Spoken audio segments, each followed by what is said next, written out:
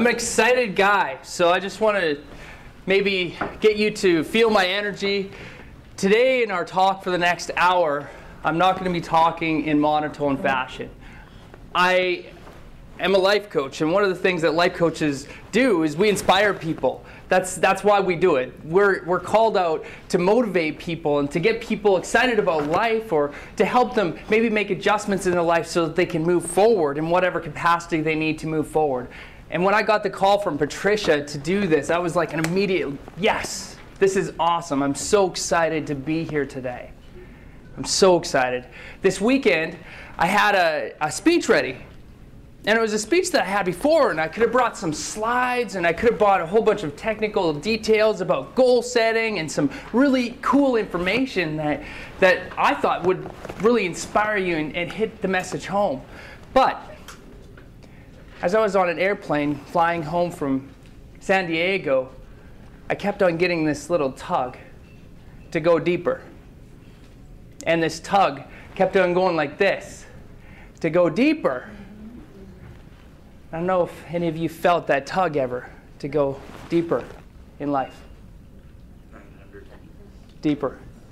Yeah. And part of the reason why is that I've done lots of motivational talks. I've done it to a large variety of audiences. And I got that conviction. It's like, okay, Scott, you've gone 80% in. So you've got far with your audience. That's great. But that 20%, that's hard. That's the hard part. So for me, going that extra 20%, I want to bring that 20% for you. So if you're with me, are you with me? Yeah? Yeah? Awesome. Awesome. So today's talk is called The 7 Keys to Taking Control of Your Life. But everybody stand just for a moment. Stand with me here. Okay. You're allowed to sit down the second any of the things that I'm about to say doesn't resonate with you. Okay? Fair rules? Pretty simple? Yes. Yeah? All right. If you can't stand, that's cool. But stand in your heart. You want to have more authenticity with who you are. What does that mean? That you get to keep on standing. If that's something you want in your life, you want more authenticity in your life. What does it mean? To be more true with who you are, to have more clarity with who you are, and to be sincere with who you are. Yeah? Yes. Awesome. Cool. You want to have more connection with your relationships. You want to have more connection with who you are. Yes. Yes. You believe that there's something amazing about you. Yeah. Yeah. All right. Cool. I like that. Cool. I got you so far. You want to have more passion in your life. Yes. Yes. Okay, cool.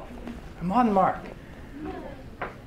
In whatever way you define abundance, you want more of it in your life. Yes. Yes? Yes. Awesome. This is great. You can have a seat.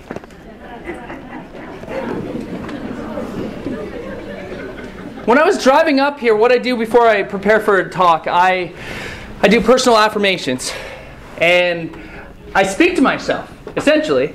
It used to be really cool when I spoke to myself, because the people that would be driving in the vehicles next to me would go like this and be wondering, oh, what's that guy doing?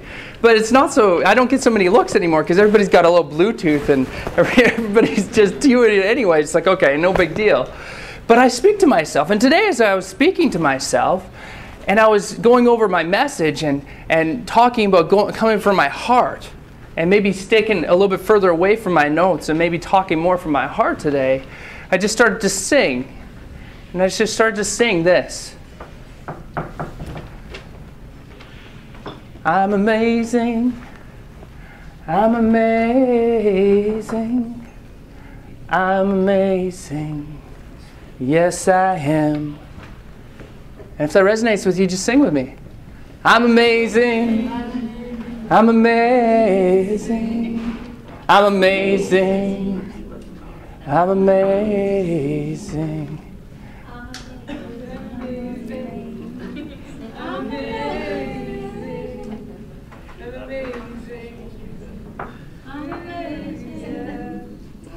Oh, isn't that a sweet sound?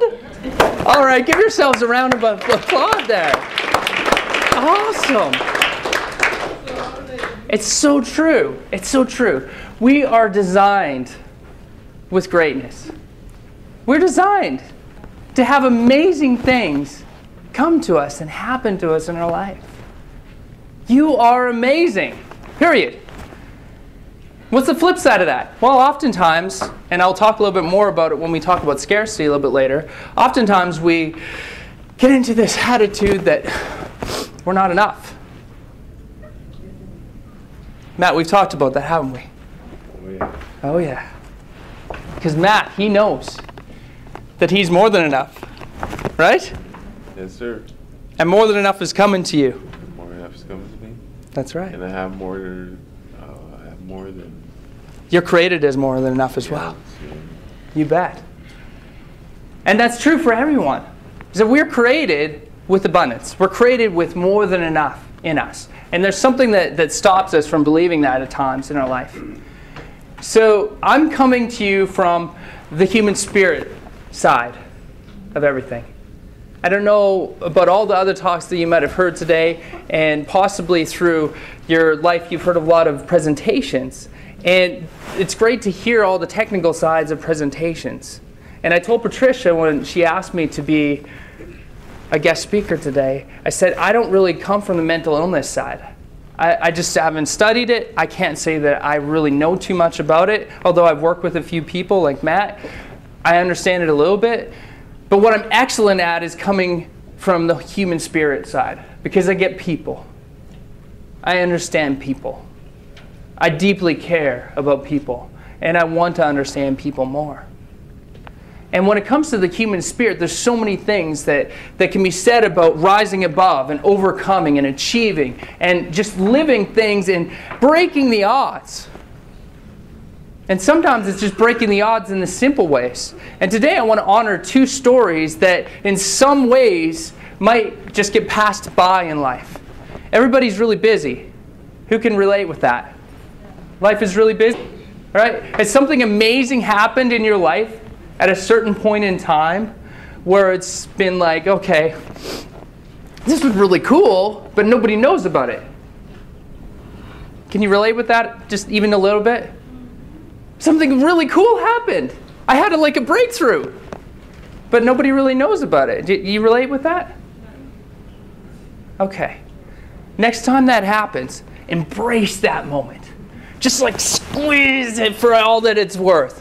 Just live in that moment and let it be. Let it resonate with you. Let it resonate with your human spirit. There's something powerful that can happen there. Something really powerful that can happen there. So I promised you that I would talk about the 7 keys to taking control of your life. The first key to taking control of your life is knowing where you are. Where you are. And I don't mean I'm at 924 Spadina Crescent in the Cedar Room, 1 floor below the Parktown Hotel, about 1.5 foot off the stage this way and 4 feet off this way. I don't mean that. I mean, where are you? Where are you at in your life? And this is a really hard question, so I want to, when I bring this up in my client sessions, I want to take it to be delicate as well. Because where you are can bring up a lot of past things. Everybody in the room can relate with past hurts, past belief systems, past lots of things. But knowing where you are is absolutely important for you to take control of your life and to move forward. One of the best things that you can ever do is create awareness for yourself. So one of the things that I often do with my clients is I help them do something called an abundance life wheel. And it's a game that I developed because I was wanting to find a way for people to get from where they are to figure out where they wanted to go really fast. And I was finding that it took a long time because people had this scattered idea of where they were, or else they had these ideas about what was going on. And I don't know, has it ever occurred to you that in life sometimes you don't know why you got to the result that you got to? Has it ever been something where you've been like, man, I got to this result, but I have no idea how I got here? Has that ever been something that's happened? Yeah? Yeah. Part of the reason why is because you didn't know actually where you were in the starting place. And then obviously from there, there's new awareness and new clarity that can come from that to help you get to where you need to go or where you want to go. Socrates said that the unexamined life is not worth living. If what he said was true, and apparently he was a wise guy, but if what he said was true, then a lot of people aren't living the life that they could be living. It's very important for you to create the clarity and to figure out where you are, because out of where you are, out of the awareness of where you are, there's power that can come there. I've had problems with awareness too. I started dating the woman of my dreams a while ago in 2006. And she lived in Toronto. She was actually from Australia. I met her at a wedding. I'm from Saskatchewan. She's from Australia. She lives in Toronto. She was like somebody I was just like, wow, she's like above my league. She's amazing. But I still had a good confidence about myself. And I thought the only way that I could end up making things work with her was if I moved to Toronto. And one of the things that I had to let go for me was the identity that I had around my occupation and all the things that I knew. Because I had bought houses and I was like kind of secure with all the money that I was making with these houses and things like that. And I was working at a computer store, as Pat said. And here all of a sudden I made this big leap, which was good, to go out to Toronto. And then all of a sudden I had no clue where I was. And I really had to step back and take inventory because I needed to change careers. Like I was chasing a girl, that was a good thing. I thought she was the right one. Fortunately, it was the right decision there, and we're married now. Yeah, thanks. I'm sure she'll watch this afterwards and she'll smile about that. But the other part is that I was at a hard place for me because for the first time in my life, this farm kid from Laird, Saskatchewan, who knows where Laird is? Yeah?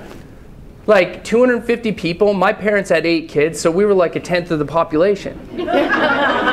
So like when we moved out of town, like they had to like call a board meeting with all the town members. You know, what are we going to do without the apps? So not very many people there. Anyway, so what happened was I was in Toronto and I had no clue where I was going to go. I really didn't. I was unemployed for 3 whole months, and for me that was like a big deal. And I didn't know what I wanted to do. All I knew is that I was chasing this girl. And I was applying at all these places. And if you know Toronto, I was applying at these places in Scarborough, which is like way out from where I lived. And although on the map it was like driving to like Osler, it took me 2 hours to get there because of the traffic. And I thought, you know, like how do I find my identity in this job and what I do? And it actually took a little while, but there was a point in my life where I figured out something. My wife actually recommended that I talk to somebody, and she was actually a life coach. And at the moment that I met her, I knew that there's something different about her. It was something I resonated with. She had motivation, she was positive, and there were things about her that I absolutely saw, hey, I could do something like that. And it changed me. It still took a long process for me to end up getting to the place where I had my schooling done and everything like that until I'm here today speaking in front of you, which is living in my passion and doing what I absolutely love. But I was at a place where I didn't know who I was. I didn't know where I was. I was in foreign territory. So who's felt that they've been in foreign territory before? Who might feel, and this is okay if you don't raise your hand, if you feel it in your heart, you don't have to raise your hand, who might feel that they're in foreign territory right now, even with their life? Let's go. Thank you for your courage, because that's a hard question. It's a hard question to ask yourself. So solving that problem leads to a new one, which is step number 2 to taking control of your life. And that's finding out who you are. Who are you? Really, who are you? What gets you up? What makes you passionate? What gives you passion? What are you excited about? What one thing that you could do in your life just brings you everything? Who knows what their passion is? Like absolutely crisp. You know it. You know what you're passionate about. And by the way, I'm not talking about an occupation here. It can be an occupation, but it doesn't have to be. Finding out what you're passionate about is something that you're designed with. You're designed to live in your sweet spot. By you saying, hey, I'm amazing, you're also somebody who's created with passion. And there's passion all around you. There can be passion in the simple things. There can be passion in the smile that you give your neighbor. There can be passion in a lot of those things. But one of the things there's also passion in is taking that step. Taking that step towards finding out what you absolutely love. If it's a craft, if it's a hobby, if it's anything. Finding out what you're passionate about is absolutely essential. I had the opportunity of being in San Diego this weekend, and on the way back I was on the airplane, and I think that God sets things up for reasons.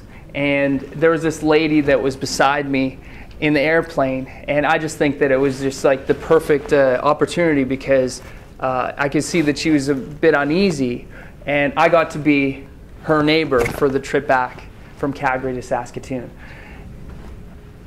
She told me her story. She lost her husband.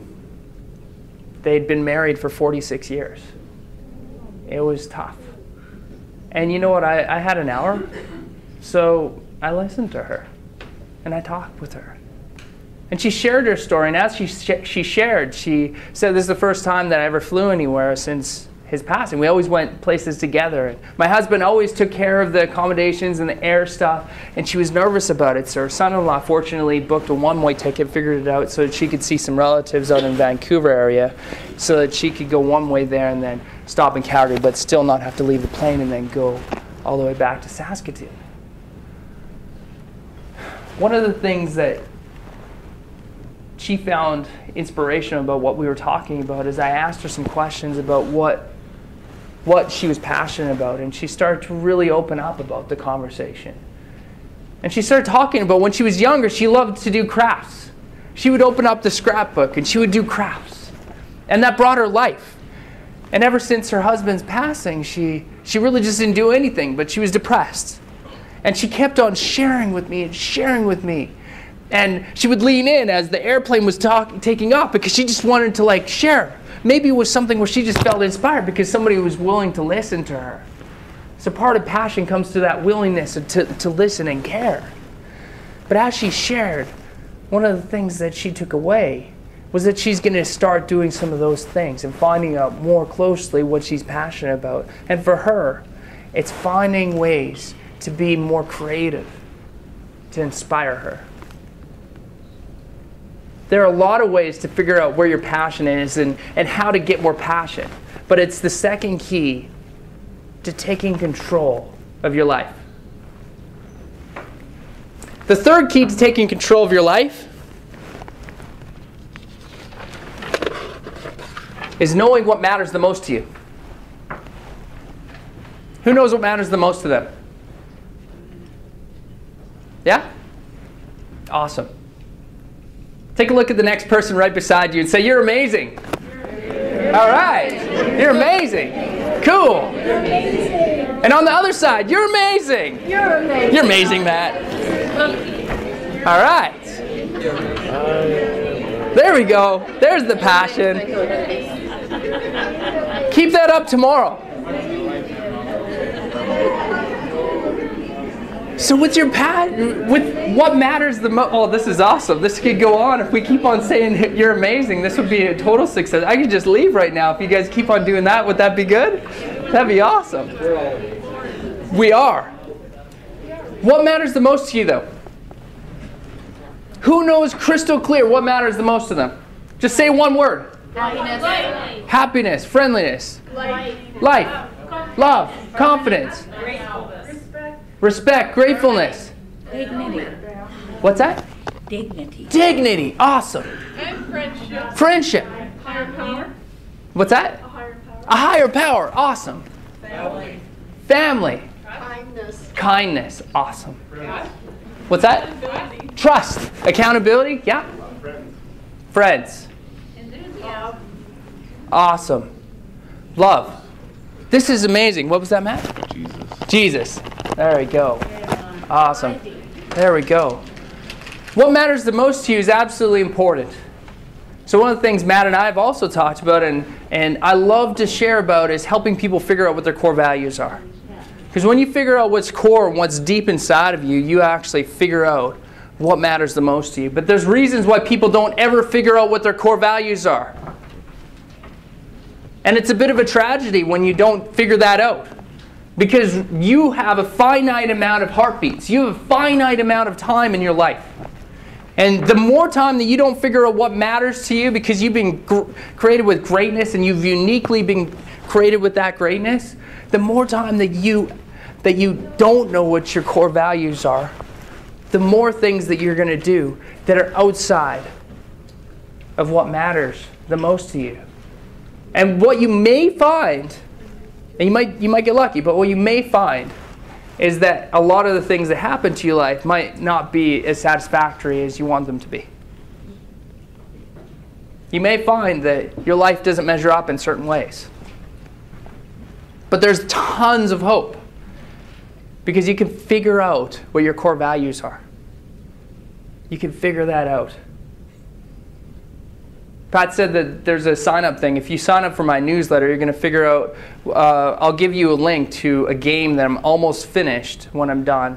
And that is actually a game that brings you on an adventure trip to figure out what your core values are. That might help, hey? That sounds awesome. Yeah? Cool. Yeah. So you can sign up in the back if you want for that. But the biggest thing about core values is that you need filters. You need filters to actually make better decisions. And your core values operate as filters. I heard things like love and dignity and respect and caring and friendship. When important decisions come up in your life, what you could do is you could say, I'm absolutely clear that love and friendship are two of my top core values, so I'm going to use them as filters to make better decisions. So often what happens is that people are like this. They're choosing to do this, and then they're volunteering for that, and then they're doing this thing over here, and then they're going for this coffee over here with all these different people that may or may not resonate tons with them, which is cool that they go for coffee, but they're just busy doing stuff, and then they're going out here, and then all of a sudden they sleep, and they wake up, and a year passes, another year passes, they're doing the same things kind of over and over again. There's lots of cycles, and then all of a sudden a whole year passes, they're supposed to set New Year's resolutions, they're like, last year's resolutions didn't happen. Whoever accomplished those resolutions, forget them. I'm not even going to bother this year.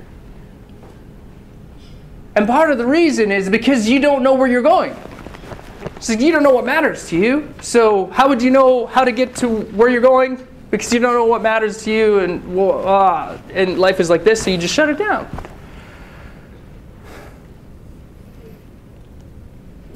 So you can figure out what your core values are. And once you do that, I promise there's so much abundance and greatness that comes from that. Because how would you love to know that you are doing what matters to you the most? And you are living with freedom. You're living with peace. You're living with abundance. And you're living with so much happiness and joy in your life. You can have that.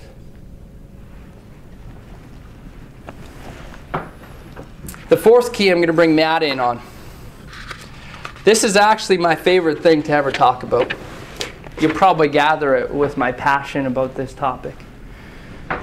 I absolutely love, above anything else, talking about abundance. And the reason why I love talking about abundance is because it's everywhere in front of every single person. No matter where you are, what kind of cards you've been dealt in your life, there's abundance for you. Now, abundance is completely overflowing. And as we shared earlier, I believe that abundance is believing that you were created as more than enough. That you have more than enough. And that more than enough is coming to you in the future. Abundance is a different flip. It's a different type of mentality. It's not a positive mentality. It's bigger than that. Because a positive mentality says, I'm positive, I'm positive, I'm positive, I'm going to wake up, I'm going to do it, I'm going to push forward, I'm going to. It's a do-do mentality. Do-do, that sounds funny, doesn't it? I only believe in positive mentality this far. But when you change that and you look at it as an abundance mentality or an abundance mindset, it's a be mentality.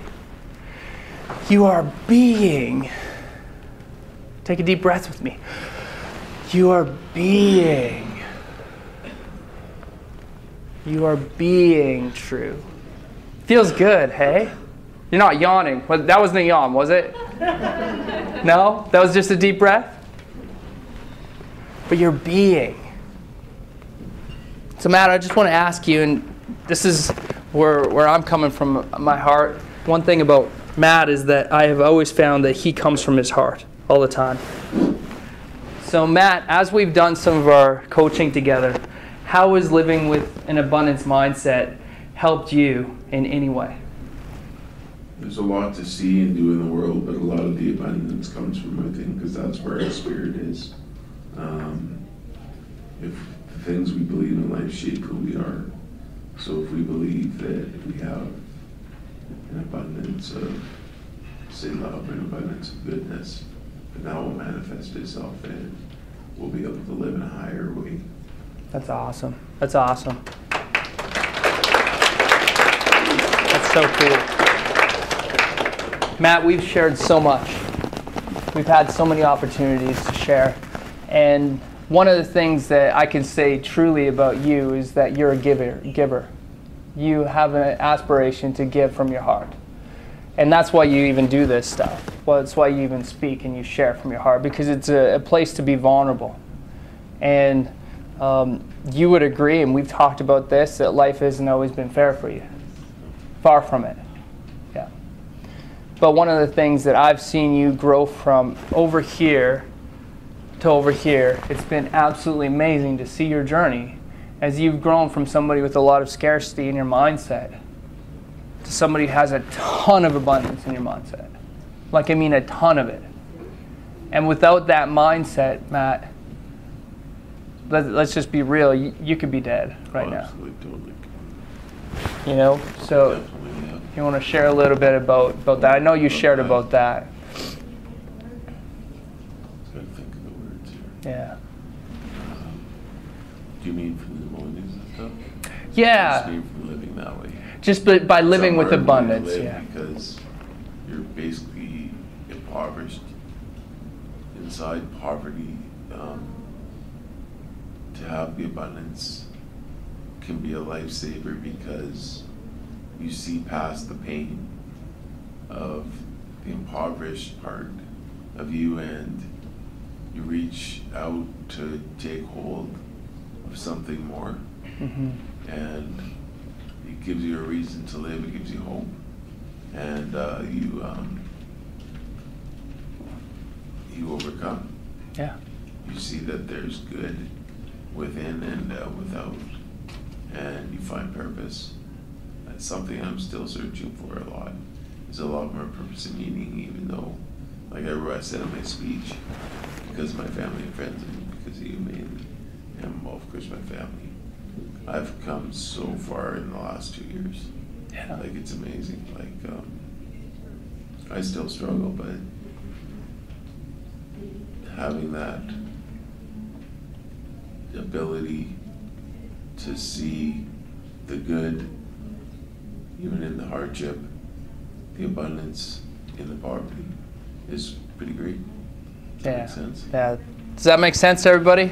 Yes. Everybody get that? Everybody get that? Matt had a journey, and my story with his journey is going to be a little bit different than his story. My story is that I want results when I coach. I want results now. That's sort of my attitude, but I realize as well in that results don't always come now. So you got to be real with it, right? So with our coaching, it took a year till one of our goals really happened. Over a year, actually, eh? Smoking. The smoke, yeah. And I had to go and sit beside him in the hospital, and I had tons of compassion for this guy. And, you know, it was tough for me on a different side. This is my story.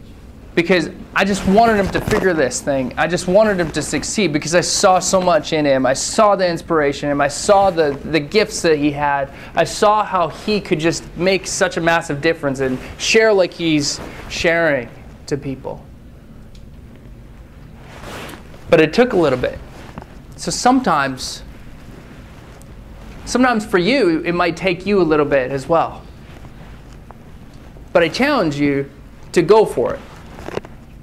To start thinking about abundance as a regular thing. And I'm going to do a quick exercise with you that's going to be awesome. And Matt, you like this exercise, eh? It's abundance visualization. You ready to do it again? Awesome. You want to give Matt a round of applause just for having the courage. All right, so I want you to just imagine for me. Life coaches love visualization, so get in my world. Thank you. So just close your eyes and just imagine that you're at a beach. You can imagine that you're at an amazing beach and there's nobody else around. Just you. You take off your shoes and all you feel is the sand beneath your toes. And just as you stand and you walk up to the water's edge, you feel the wind and it blows your hair. And you can smell that salty air that the ocean has. Just keep on imagining. As you feel the air as it just blows through your hair, as you walk up to the water's edge. And now imagine, as you're walking, you're standing there. You look out at the ocean, you see the vastness of the ocean, you see the abundance of the ocean. Imagine as a wave comes and it crashes on the shore and it comes up, and it goes all the way up to your knees and then it goes back into the ocean. Another wave comes and it crashes on the shore. It goes all the way up to your knees and it goes back into the ocean. Wave after wave come and crash on the shore. Go up to your knees and go back into the ocean.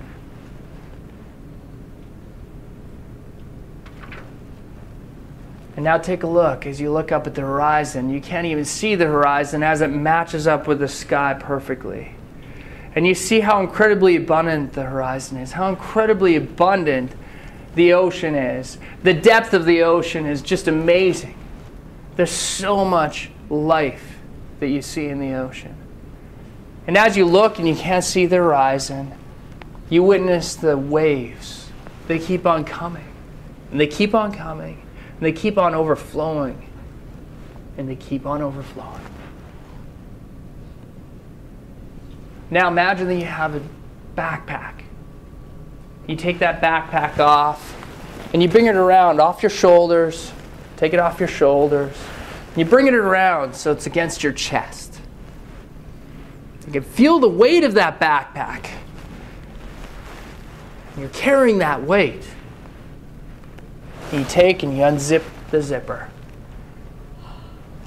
And you take out this big rectangular thing. It looks like the shape of a rock. And on it you see a word. And that word is a lack that you've been carrying around. That word is a scarcity that you've been carrying around with you. You see that word spelt out in capital letters on that big, huge, rectangular, heavy rock. And now as you hold that rock, resonate with the pain that it's caused you. Resonate with the hurt that it's caused you in your life. Resonate with all the lacks that it's brought you. Perhaps the discouragement.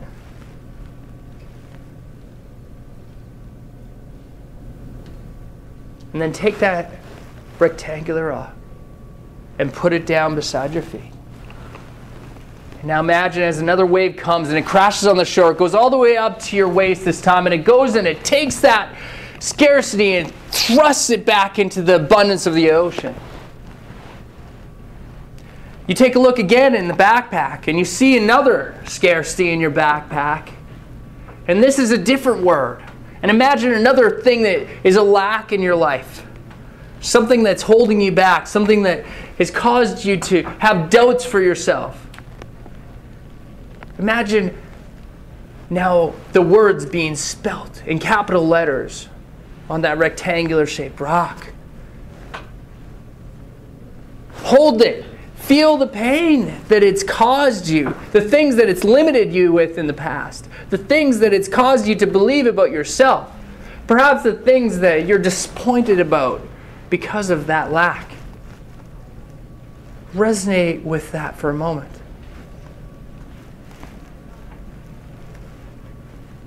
And now take that lack and put it at the water's edge. Put it down. And watch. As a wave comes and it crashes on the shore, and it goes all the way up to your waist, and it takes that scarcity back into the abundance of the ocean. Now look up at the ocean again, with a smile on your face, knowing the emotions and the abundance that the ocean is, and realizing for the first time that you could be free of the scarcities that hold you back because you're changing scarcity. You're replacing scarcity. And now what you're doing is, instead of what that lack was inside that backpack, you're filling that up with the abundance that's all around you.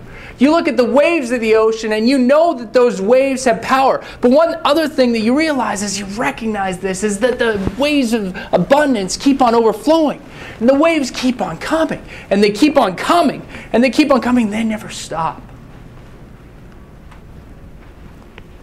And you realize and you know that abundance is all around you. Abundance is attainable.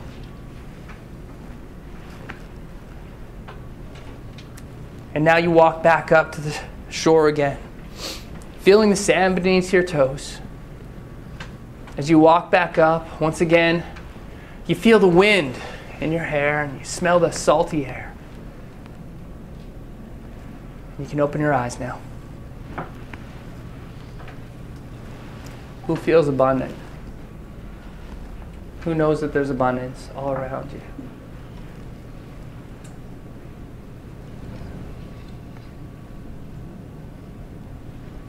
This is a real thing that we're talking about. This is your life. When we talk about abundance, this is you. This is your life. There's so much for you out there. There's so much in store for you. And that's why I absolutely love talking about abundance and sharing that story with people. The fifth key to taking control of your life is taking responsibility for your life. This is a very tough one. It's easy to get into that scarcity mentality, right? And that's why we talked about scarcity first. That scarcity comes, but if you conquer scarcity, this one's easier.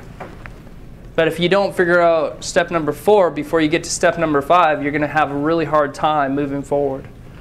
Because step number 5 is taking responsibility for your life, taking responsibility for who you are, what you're about. And part of taking responsibility is knowing that everybody's a victim in some ways. Life isn't fair. Life's not really fair for a lot of the people in this room today. And nobody can really say that, hey, I get you, I understand. Because they don't. They haven't lived your life. They don't get your hurts. They don't necessarily get your pain. Sometimes it's hard to actually find somebody who will even listen to it. But the moment that you start taking responsibility for who you are and where you are and what you want to be and what matters the most to you and the abundance that's all around you, the moment that you can start to really have that freedom and really have that abundance that you need to have. So who is willing to take responsibility for who they are and where they are right now? Awesome. Very cool. I'll remember that. Can you remember that you put your hand up just barely? Yeah? Because the next key is commitment. You just said that you want to take responsibility for who you are and what you are right now. So the next key is commitment. And with commitment, I'm just going to challenge you right now, and I'm going to give you 30 seconds to think about something and write it down. What I want you to write down, what goal are you committed to take in your life in the next year? You can just write down one. I'm actually going to give you 30 seconds here. Please, everybody, write one down. If you put your hand up, you're not exempt.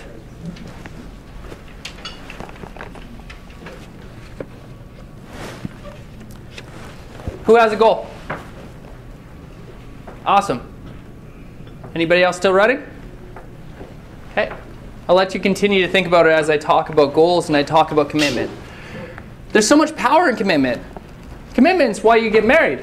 I'm committed to my wife. Absolutely. Rock solid commitment. I'm going to stay committed too because I'm going to remember and I'm going to remind myself.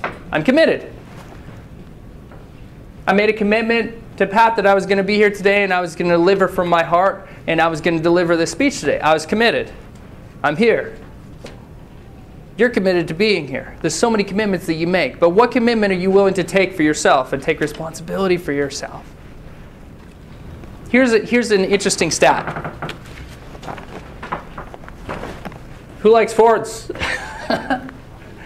Who in the audience likes Fords? Okay, I'm going to give you a Ford quote, all right? This is from the Ford Motor Company. I don't know if the stats would change if it was from Chevy or from GM. So please don't look at it from the filter that it was from Ford.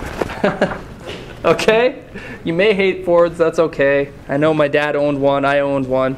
They're fix or replace daily, right? Found on road dead. Oh, found on road dead, there you go. So what they wanted to do one time is figure out how many of their employees were setting goals. So they hired a third-party company to come into their workplace and do massive surveys on their employees to figure out who was setting goals and what they're setting their goals on, and they did this massive study because they wanted to know. So here's the stats. I found it very intriguing. 23% of their employees, they found, did not have goals. Employees had a general idea of what they want, but they didn't have any plans on how to get it. So they had an idea, it was vague about what they wanted, but they just didn't have any plans on how to actually obtain it, how to get it. 10% of their employees had specific, well-defined goals. And they were written down. 10%.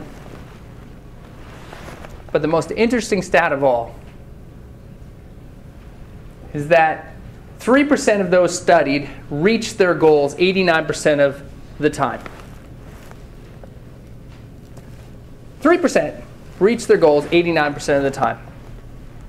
They had well-defined, strategically organized goals, and they reached their goals 89% of the time.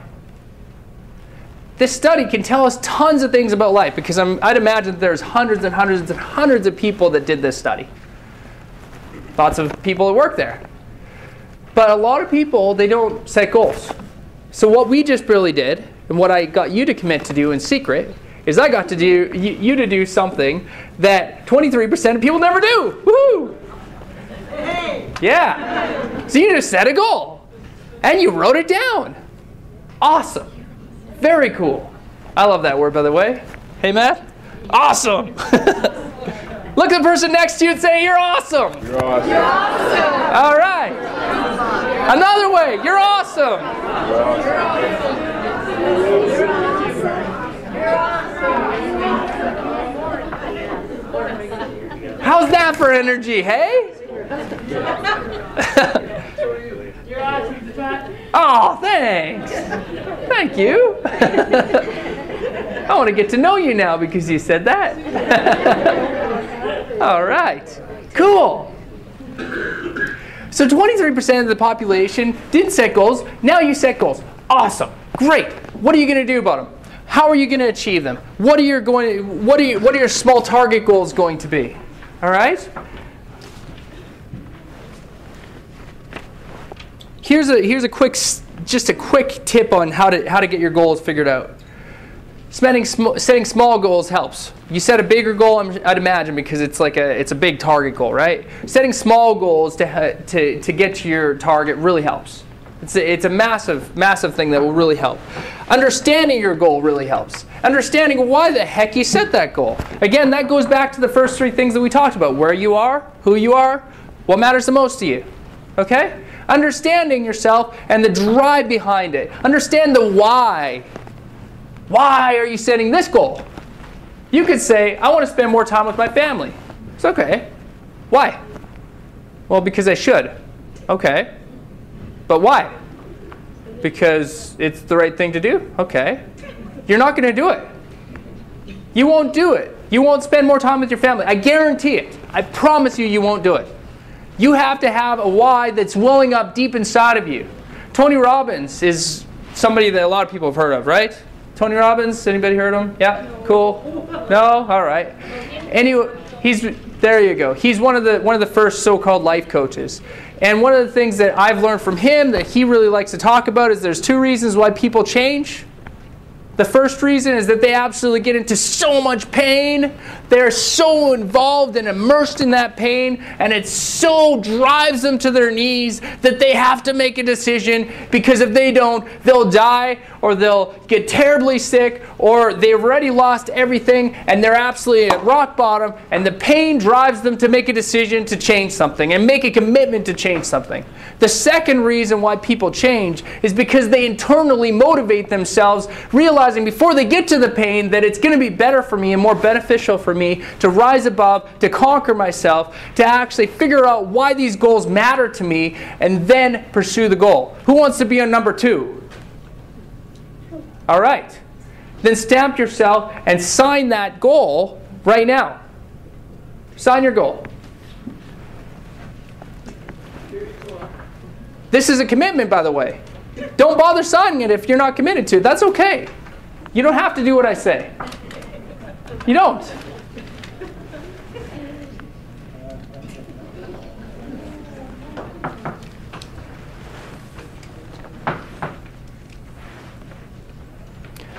The next step to keeping your goals and accomplishing them is keep them in front of you. Print that out on nicer paper later. Put it in front of you. Put it on your computer screen. Put it on your wall in your room. Matt, you probably got like 80 goals on your wall, hey? Yes, he's got tons of goals on his wall. It's awesome.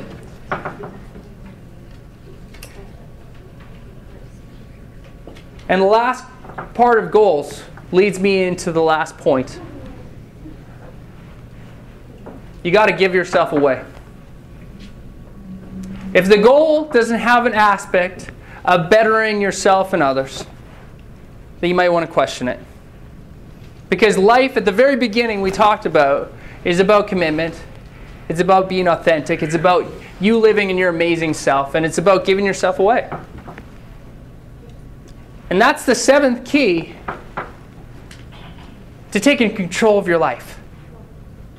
It's figuring out how to give yourself away. I've invited some special people here today. And the reason why I chose to invite them as our finale is because it's because of a fantastic story. A fantastic story. And the last thing I'm going to share with you today is going to be this story. I've been working with Victor for a while. Almost a year, actually. And one of the things we first talked about when we were working with each other, Victor's right here, by the way. Everybody say hi, Victor. Hi, Victor. One of the things that Victor shared with me at the very beginning of our time working together is that he has an aspiration to write a story, actually to write multiple stories. Now, Victor doesn't have everything going on for him in life. We talked about fairness a little bit earlier on. At a very young age, Victor got MS. And a lot of the people in the room, I'm sure, know what MS does. We don't need to talk about like the illness side of MS and how it's debilitated some of his mind functions and motor functions and things like that. because MS is not a pleasant thing. But one of the things that I'm really proud of Victor with is that he continues, when we meet in sessions, he continues to talk about his aspiration to write that story. Now, part of the reason why I want to share his story is because he has limitations. And in this room, you may feel like you have limitations. Victor, in his mind, might feel like he has some limitations where he repeats himself sometimes, but he's an absolutely bright guy at the same time. Victor doesn't have all of the motor skills to be able to type on a computer or write on paper. He needs to verbalize it. So what we've done over the last couple sessions is we've written his story. You want to hear it? Yes. Yeah? Yes. Yeah? Awesome. It comes from the original story of the starfish. And I'm going to share that story first, and then I'm going to share his story. The original story goes like this. Once upon a time, there was an old man who used to go to the ocean to do his writing. He had a habit of walking on the beach every morning as he began his workday. Early one morning, when he was walking down the beach along the shore after a big storm, he passed upon and found a vast beach littered with starfish as far as he could see. A young man, as he saw from a distance, was picking up starfish and throwing them into the ocean. He went up to that young man and he asked the young man, he said, "Young man, why are you throwing these starfish into the ocean? What difference could that make?" He said, "Well, if I don't throw the starfish into the ocean, it's going to die." The old man, still puzzled by what he was saying, said, "Young man, there's miles and miles of shore, and there's thousands of starfish. What difference can you make?" The young man bent over and picked up another starfish. He threw it into the ocean. He said, "I made a difference to that one." Victor had an inspiration with that story. And he said, "Scott, I want to write a second thought on that story." I was like, "Okay, cool." And he told me what these second thoughts were. It wasn't all formulated. He didn't have the computer skills to be able to type it all out at that time. So what we did over the course of time is I asked him questions, and I drew out the characters, and I drew out the ideas as we figured it out. So what's the learning in that? The learning for you that I hope that you can take away from just that is that sometimes you might feel limited, right? Who feels that they might be limited in some ways? In your abilities, in any way, okay? If you feel like you might be limited, you can reach out and say, "Hey, I have this idea, I have this aspiration, I have this dream," whatever it is. And you can accomplish that goal in spite of the limitation that you have. So this is the second thoughts on the starfish story by Victor Defer. Once upon a time, two young men came to the ocean together at dawn. As they were throwing a frisbee back and forth, they saw an old man. At first glance, it looked like he was dancing and greeting the sunrise. The old man repeated motions as he would bend down, he would twirl, and then he'd fling his arm out to the ocean. The young men stopped throwing their frisbee and watched him because they didn't know what he was doing. Their curiosity of the young men spurred them to walk closer to the old man to get a better look at what he was doing. They were inspired by the old man's joyfulness as they now saw what he was doing. The old man was bending over, picking up starfish and joyfully throwing them back into the ocean. The young man approached the old man and asked, "Old man, what are you doing? And why are you doing this?" The old man stopped what he was doing and told them, "Not so many years ago, I was walking along this same beach and I saw a young man about the same age as both of you. Just before dawn," the man exclaimed, "I asked the young man why he spent so much energy doing what seemed to be a waste of time. You see, the young man was throwing starfish into the ocean, and I couldn't figure out how that was going to make a difference." The old man had the attention of the two young listeners as he continued. You see, the young man knew that he could not make a difference by saving every starfish, but he could make a difference by saving some of them. The young men were interested in what the old man was saying, and they asked him, "But why do you waste your time throwing these starfish into the ocean for so many years?" The old man calmly picked up another starfish. He threw it back into the ocean as he continued, "Every dawn since my encounter with that young man, I've come to this beach, and many people have seen what I do every morning." The old man smiled.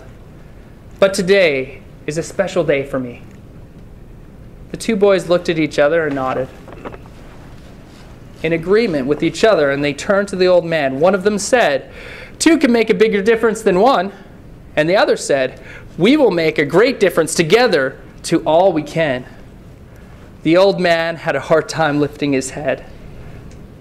But when he did, he had a beam in his eyes. And as he smiled at the young men, they each went down, picked up starfish, and threw them into the ocean. The next dawn, the two young men came down to the same beach, but the old man was nowhere to be found. They both paused in silence. And for a few moments, they were in pause. Then they slowly bent down and picked up starfish, and together, they made a difference to all that they can.